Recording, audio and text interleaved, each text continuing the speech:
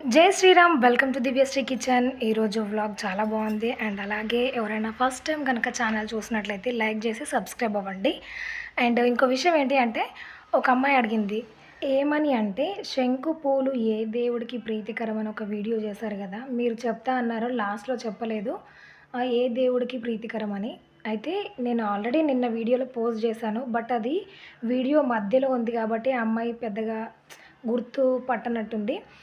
విషయం ఏంటి అంటే, ఎక్కువ శాతము శివుడికి మనం అనుకున్నాము, కానీ శివుడికే కాకుండా వెంకటేశ్వర స్వామికి అండ్ శని భగవానుడికి చాలా ఇష్టం అంట ఈ పూలైతే. నేను కూడా ఫస్ట్ టైం విన్నప్పుడు అవునా అనిపించింది. అండ్ ఇది శని భగవానుడికి చాలా ఇష్టమైన శంకు పూలు అనమాట. అండ్ వీడియో స్టార్టింగ్లో నేను శని భగవానుడి దగ్గర శంకు పూలు వేస్తున్న క్లిప్పింగ్ ఉంది, ఒకసారి వెళ్ళి చూడండి. అండ్ ఈరోజైతే దేవీ నవరాత్రులు స్టార్ట్ అయిపోయాయి కదా, ఫస్ట్ డే. అండ్ ఈరోజైతే రొటీన్ పని కంప్లీట్ చేసుకొని ఇక్కడ గడపకాడైతే ముగ్గు వేస్తున్నాను అనమాట. అండ్ ఇక్కడ ముగ్గు కొంచెం చిన్నగా క్రేజీగా ఆలోచించి నేను ఇక్కడ ఏమంటారు దీన్ని, పెన్ రీఫిల్ తోటి అయితే ముగ్గు వేశాను. చాలా బాగా వచ్చింది, ఒకసారి ట్రై చేసి చూడండి. అండ్ మనం ఎలాంటి డిజైన్ అయినా వేసుకోవచ్చు. ఇప్పుడు చిన్న చిన్నగా డిజైన్స్ వేసుకునే ఒక ప్లేట్ లాంటిది వస్తుంది కదా, దానిపైన ముగ్గు వేసి దాన్ని వేసేస్తే కింది వైపు దేవుడు బొమ్మలు కానివ్వండి, నాట్యం చేస్తున్న బొమ్మలు కానివ్వండి, ఫ్లవర్ షేప్లో, ముగ్గుల షేప్లో చాలా రకాలవి వచ్చేసాయి. కాబట్టి అట్లా కాకుండా కొంచెం ముగ్గుని కింద డ్రాప్ చేసి దానిపైన మీకు ఏ షేప్ కావాలంటే ఆ షేప్లో ఇలాగ పెన్ రీఫిల్ తోటి డ్రా చేసుకోవచ్చు అనమాట. చాలా అంటే చాలా బాగా వచ్చింది, నాకైతే బాగా నచ్చింది. దీనిపైన ఇంకా కొన్ని ప్రయోగాలు కూడా చేయొచ్చు అనిపించింది అనమాట. ముందు ముందు కూడా నేను వీడియోలో షేర్ చేస్తాను. ఈరోజు నేను వేసిన ముగ్గు ఎలా వచ్చిందో మాత్రం కామెంట్ సెక్షన్లో తెలియజేయండి. అండ్ రోజుకి వేసింది వేయకుండా కొత్తగా ముగ్గులు వేయాలని అయితే అనిపిస్తుంది అనమాట. మామూలుగా అయినా కూడా నేను ఛానల్ స్టార్ట్ చేయకముందు కూడా యూట్యూబ్లో చూసి వేసిన ముగ్గు వేయకుండా అలా వేస్తూ చిన్న చిన్న ముగ్గులే, అది కూడా ఒక 3 చుక్కలు 5 చుక్కలు బిలో 10 చుక్కలలోపు ముగ్గులు మాత్రమే వేసేదనమాట. ఇంకా దాన్ని ఇప్పుడు కుదించేసి జస్ట్ చిన్న చిన్న డిజైన్స్ వేయడానికి ఇష్టపడుతున్నాం. పెద్ద పెద్ద చుక్కలు వేసి ముగ్గు వేసి చూడడానికి అందంగా ఉంటుంది, కానీ అంత ఓపికలు అంత టైం నాకు లేదు. కాబట్టి నేనైతే చిన్న చిన్న డిజైన్స్ని అక్కడికక్కడ నాకు ఏం వెయ్యాలి అనిపిస్తే దాన్ని వేసేస్తానమాట.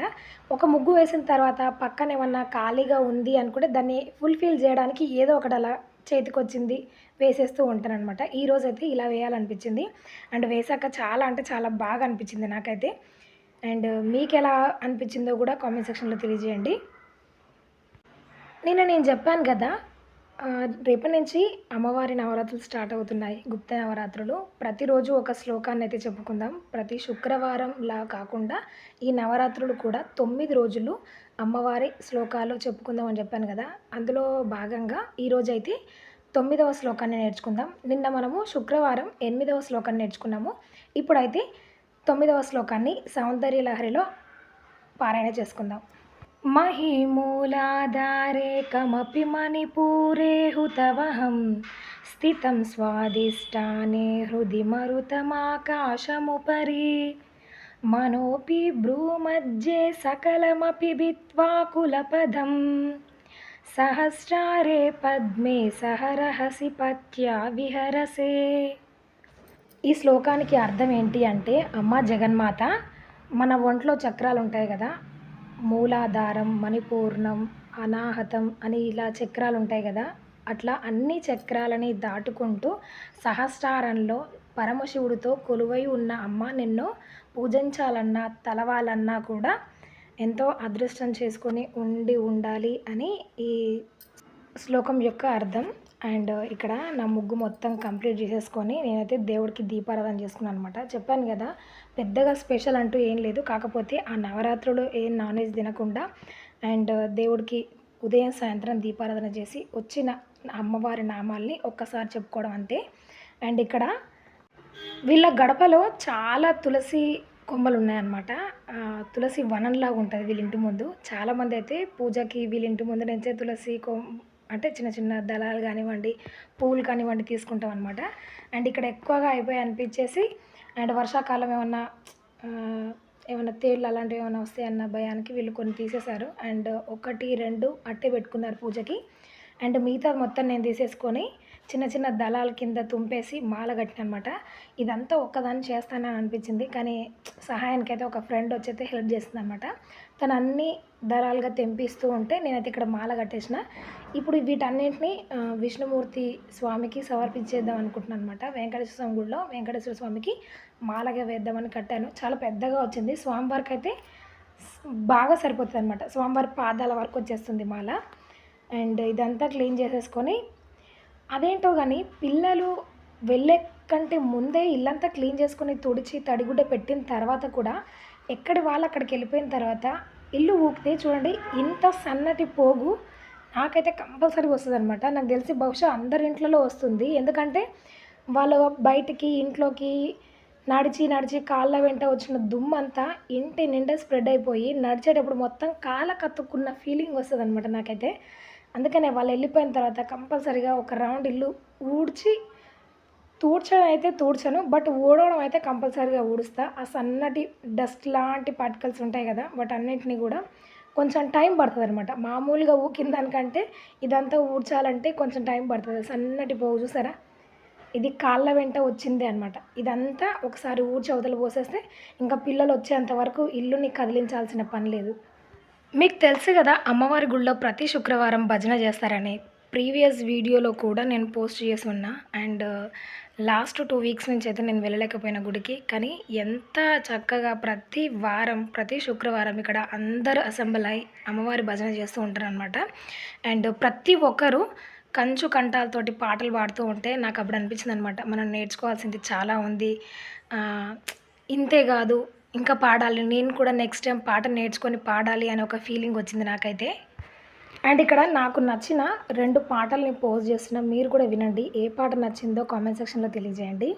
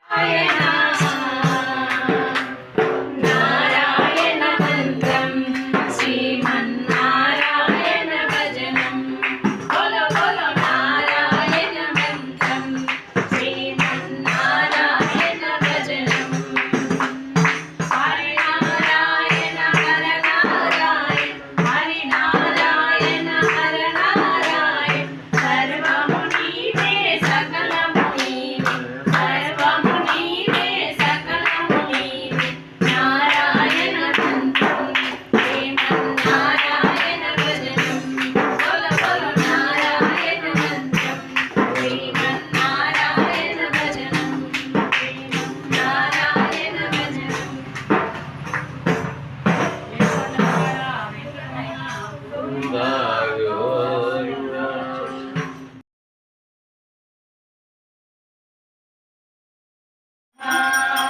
శ్రీ లక్ష్మీదేవి మా పాదలు కైకొనుమా క్షీరాసాగరమందు జన్మించింది మోయమ్మ శ్రీహరి హృదయాంగమున వెలగొంటిది మాయమ్మ క్షీరాసాగరమందు జన్మించింది మోయమ్మ శ్రీహరి హృదయాంగమున నెలకొంటిది మాయమ్మ తిరివై విశ్వమున విరాజిల్లితివి ఓయమ్మ తిరివై విశ్వమున విరాజిల్లితివి ఓయమ్మ శ్రీ లక్ష్మీదేవి మా పూజలు గైకొనుమా ఆది నారాయణుని అర్ధాంగివి నీవమ్మ ఆది లక్ష్మీ మాపై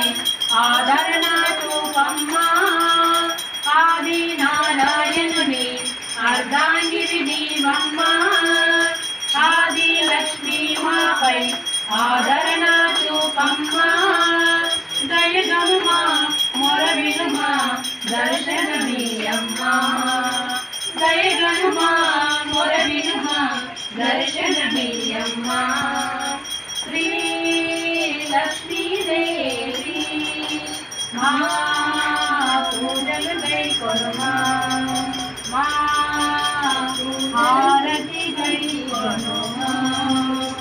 బహుశా వీళ్ళందరూ కృష్ణుడు భక్తులై ఉంటారు. పోయిన వారం కూడా ఒక ఆవిడ కృష్ణుడు పాట పాడింది. చాలా అంటే చాలా బాగా అనిపించింది. ఒకసారి వెళ్ళి చూడండి. అది కూడా చెవులకి వినసొంపుగా అనిపించింది. ఇట్లా భజన మంగళహారతి అన్నీ అయిపోయిన తర్వాత అమ్మవారికి ఊయల సేవ అనమాట.